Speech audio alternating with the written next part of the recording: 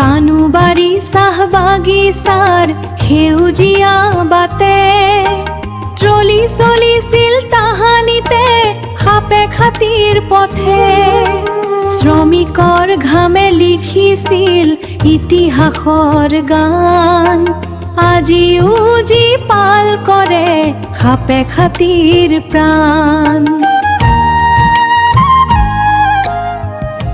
নমস্কাৰ বন্ধুসকল, times of চাপেখাতিৰ মজিয়ালৈ আপোনালোকক স্বাগতম জনাই আজি আমি ব্ৰিটিছ ভাৰতৰ সময়ৰ হেৰাই যাবলৈ ধৰা কিছু নজনা কথাৰে আন এটি ভিডিঅ' লৈ আহিছোঁ। অনুগ্ৰহ কৰি ফেচবুকত আমাৰ পেজটো ফ'ল' কৰি দিব, যাতে আমি সদায় আপোনালোকৰ লগত সংযুক্ত হৈ থাকি কিছু তথ্যমূলক ভিডিঅ'ৰে আপোনালোকক সমৃদ্ধ কৰি ৰাখিব পাৰোঁ। আজিও ৰৈ আছে তোৰ নীৰৱ সাক্ষী,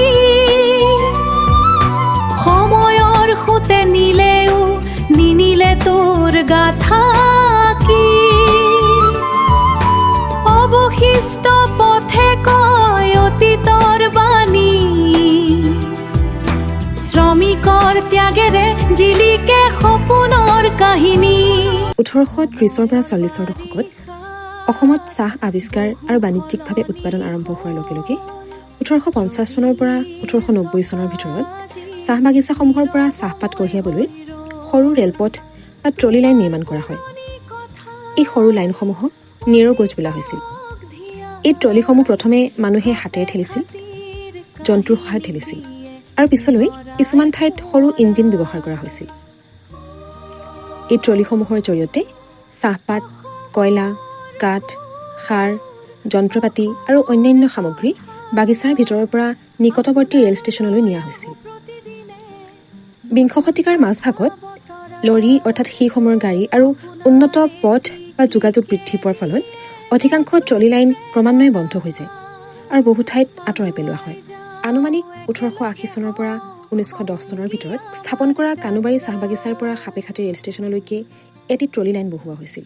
সময়ৰ বাৰিষাত বহু সলনি হ'ল, ট্ৰলিৰ চকাজি নীৰৱময় হৈ ৰ'ল।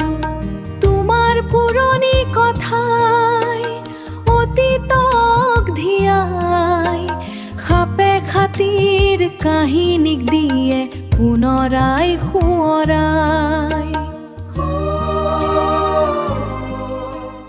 ব্ৰিটিছ ভাৰত সময়ৰ কথা।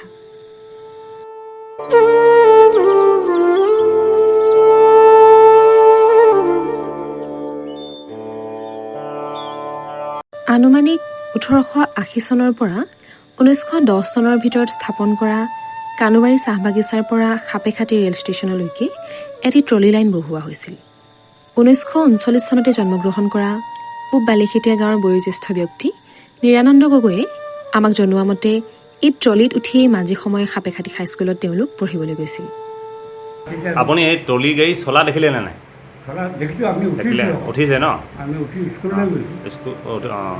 এতিয়া যিটো মাজত হাই ছেকেণ্ডেৰী মাজত যে দোকান কেইখনমান আছে সেইফালে দিয়ে গৈছে। আৰেগাঁও অঞ্চলৰ অমল দত্তৰ ঘৰত ঐতিহাসিক ট্ৰলিসমূহৰ ইতিহাস বিজড়িত এযোৰ ট্ৰলিৰ নেনগজ চকা আমি দেখিবলৈ সক্ষম হৈছিলোঁ। তেওঁৰ সৰুকালৰে পৰা এই চকাজুৰি তেওঁলোকৰ ঘৰত আছে বুলি আমাক জনায়। ট্ৰলিয়ালি তই অতীতৰ গৌৰৱ, তোৰ বুকুত লুকাই আছে হাজাৰ কাহিনীৰ সৌৰভ। সাপে খাতিৰ মাটিত তোৰ স্মৃতি চিৰদিন জীয়াই, নৱ প্ৰজন্মই তোৰ ইতিহাস গৌৰৱেৰে গায়। নৱপ্ৰজন্মৰ মাজত সাধুকথা হৈ পৰা এই ইতিহাস আমি ডিজিটেল মাধ্যমেৰে সংৰক্ষণ কৰি উত্তৰ প্ৰজন্মলৈ লৈ যাবলৈ এটি ক্ষুদ্ৰ প্ৰয়াস কৰিছোঁ, যাতে এই ব্ৰিটিছ যুগৰ চাহ উদ্যোগৰ এক গুৰুত্বপূৰ্ণ ঐতিহাসিক স্মৃতি বহন কৰি ৰাখিব পাৰে। আমাৰ এই প্ৰচেষ্টা যদি আপুনি ভাল পাইছে, অনুগ্ৰহ কৰি আমাৰ ভিডিঅ'সমূহ শ্বেয়াৰ কৰি দিব, যাতে আন হাজাৰজনে এই ইতিহাস জানিবলৈ সক্ষম হয়।